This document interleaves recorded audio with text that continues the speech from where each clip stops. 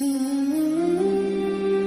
روزے میں دیکھنا چاہتا ہے کہ میرا بندہ میرے کہنے پہ جو چیزیں حلال ہیں ان کو بھی چھوڑتا ہے کہ نہیں چھوڑتا. تو جب اس نے ان کو چھوڑ دیا تو پھر حرام کیوں نہیں چھوڑے گا؟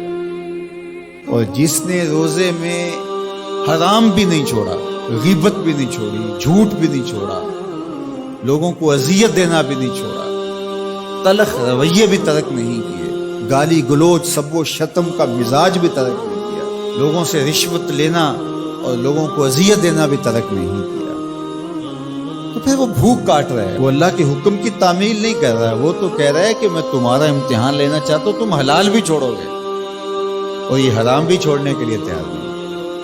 پھر روزہ ہی نہیں، ہم ہر سال مشق کرتے ہیں، ماہ صیام گزر جاتا ہے، پھر جہاں کھڑے ہوتے ہیں وہیں کھڑے ہوتے ہیں، جبکہ روزہ تو 1 مہینے کی ٹریننگ ہے. 1 مہینے کی ٹریننگ کے بعد ہمارے عیب جھڑ جانے چاہیے، ہمارے گناہ دھل جانے چاہیے، ہمارے اندر کو تقوی کے نور سے مالا مال ہو جانا چاہیے. لیکن ہم نے مشق کی نہیں، ہم کام چور رہے ہیں. تو پھر نتیجہ کیا ہوا کہ جہاں کھڑے تھے وہیں رہے. روزے کا مقصد اتقاء کو پیدا کرنا ہے، اور ہر وہ کام جو اللہ کی ناراضگی کا ذریعہ ہے اس کو ترک کرنے کا نام تقویٰ ہے. اور اگر کوئی ایسا کام سرزد ہو جائے جو اللہ کی ناراضگی کا سبب اور ذریعہ ہے تو فوراً توبہ کی جائے، رجوع کیا جائے، ایسے امور بجا لائے جائیں جو اللہ کی رضا کا سبب اور ذریعہ بن جائے. حضور نے ارشاد فرمایا، حضرت معاذ بن جبل رضی اللہ تعالیٰ عنہ سے مروی ہے، اتق اللہ حیث ما کنت، تو جہاں بھی رہے اللہ سے ڈرتا رہے، خلوت میں ہو، جلوت میں ہو، گھر میں ہو، مسجد میں ہو، بازار میں ہو، تنہائی میں ہو، ہجوم میں ہو، جہاں بھی تو رہے اللہ سے ڈرتا رہے. وَأَتْبِعِ السَّيِّئَةَ الْحَسَنَةَ، اور اگر تم سے کبھی کوئی گناہ سرزد ہو جائے تو فوراً نیکی کر، تم ہوا وہ نیکی اس گناہ کو مٹا ڈالے. وَخَالِقِ النَّاسِ بِخُلُقٍ حَسَنٍ، اور لوگوں کے ساتھ اچھے اخلاق کے ساتھ پیش آ. تو نیکی کرنے کے بعد، تقوی اختیار کرنے کے بعد، تیسری بات حضور نے جو ارشاد فرمائی، حضور سے بڑا حکیم کون ہو سکتا ہے؟ میرے ماں باپ حضور پہ قربان. یہ ہوتا ہے، تھوڑی نیکیاں کر کے لوگ پھول جاتے ہیں، تھوڑی سی پرہیزگاری اختیار کر لی تو سمجھے کہ ہمارے جیسا زمانے میں کوئی نہیں ہے. کوئی کارنامہ سر انجام دے دیا، کوئی کام ہو گیا تمہارے ہاتھ سے تو تم لوگوں کے ساتھ بدتمیزی کرنے لگ جاؤ. تو یہ تو ہمارا دین نہیں کہتا.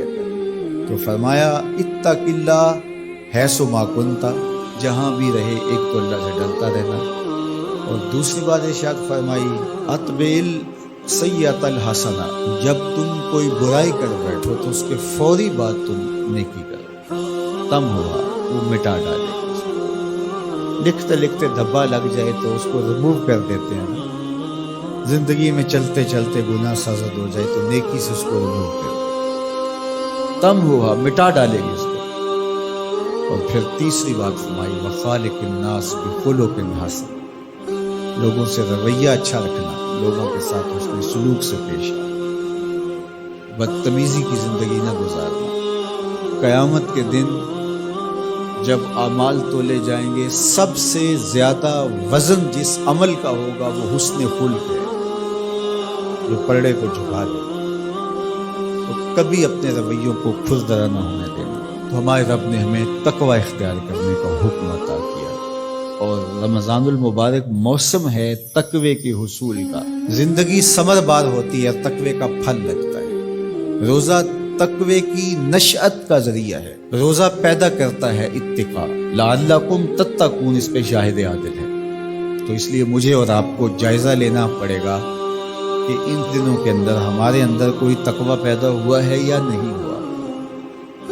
میں اپنا جائزہ لوں اور آپ اپنا اپنے اندر ہی جائزہ لیں. ہم نے بھوک کاٹی ہے، پیاس گوارا کی ہے، رات تراویح بھی پڑھتے ہیں، تو کیا کوئی فرق پڑا؟ کوئی اتقاء کا نور نصیب ہوا؟ اگر نصیب ہوا ہے تو پھر مزید کوشش کیجیے بقیہ دنوں میں مزید نور نصیب ہو اور اتقاء کے اجالے حقیقت میں ہم پالیں. اور اگر وہیں کے وہیں کھڑے ہوئے ہیں، کوئی فرق نہیں سوائے بھوک اور پیاس کاٹنے کے اور یہ ذہنی تاثر کہ ہم روزہ رکھ رہے ہیں، اس کے علاوہ میں کوئی فرق نہیں، ہمارے باطن میں کوئی تبدیلی نہیں آ رہی، تو پھر ہمیں دیکھنا پڑے گا پیچھے مڑ کے کہ ہمارے روزے بے روح اور بے نور کیوں ہیں.